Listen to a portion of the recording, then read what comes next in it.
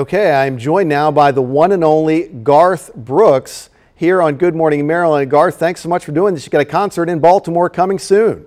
Man, excited. You know, we haven't been there since the comeback tour, so it's been 5 or 6 years, and we had never played inside of Baltimore till then. And so I'm sitting there in the comeback tour. They know every word of every verse. I'm thinking, why have we not been here before this? So we're making sure that we're not missing it on the stadium tour. This is going to be fun. Yeah, you started the stadium tour, must have been 2019 here, but then obviously a big delay with the pandemic. It must be nice. I saw you had a big show in Las Vegas a week or so ago. It must be nice to be back out on the road. Yeah, it's great, and I think I speak for all of us.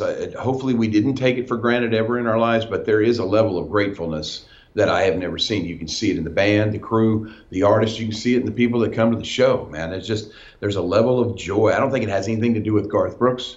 I think it's just the fact of us just getting to be together again, because that's where we belong. I think it has a little to do with Garth Brooks, if I'm being honest.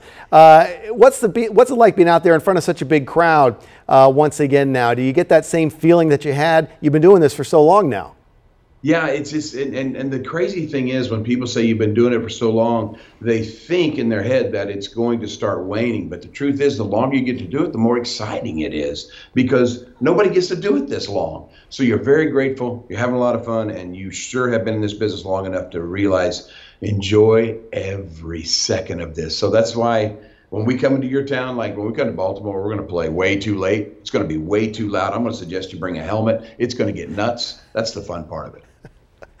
Garth, I got to tell you, I was in college in the early 90s, and that was the time when it was the grunge and it was Nirvana and Pearl Jam was happening at that point. But every party I went to in Richmond, Virginia, back in the early 1990s, it was friends in low places playing loud at the party. Who's this guy, Garth Brooks, and what's he up to? It was so good because you mentioned those two bands. We were having problems with the tour. You'd come out and they were scalped the front rows, right? And so we went to Nirvana and said, hey, what do you do about this? And they go, we give the front 2 rows away. So since then, we have never sold the front 2 rows. Just night of show, they go up in the really high seats, just give them away. The people are so excited, which makes the rest of the floor excited, which makes the whole thing a party. Guys really cared about their people that came and saw them, and so we kind of stole that idea from them, and it's worked great for us. Now the challenge, I have to imagine, Garth, is that the people at these concerts here, 2021, they want to hear their old favorites, but meantime you're constantly making new music. I mean, it must feel good to be a songwriter, to be a performer, to be out there performing new stuff, but people want to kind of hear both, right? Yeah, amen. Well, I don't know if they want to hear both. I'm a fan, so when I go to a concert, I came to hear the old stuff.